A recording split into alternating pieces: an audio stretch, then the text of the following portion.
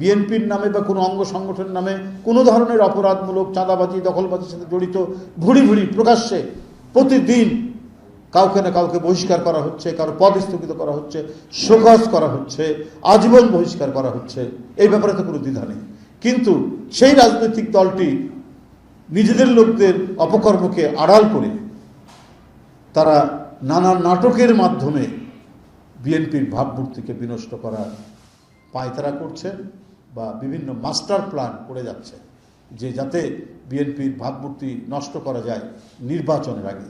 এইটা মানুষের কাছে কোনোদিনই গ্রহণযোগ্য হবে না। চক্রান্ত ষড়যন্ত্র করে নীল নকশা করে কারো ভাবমূর্তি নষ্ট করা, কোনো রাজনৈতিক দলের দীর্ঘদিনের ঐতিহ্যগত যে ইমেজ, সেই ইমেজকে ভুলুণ্ঠিত করার চেষ্টা কোনোদিনই সফল হবে না, অতীতেও হয়নি।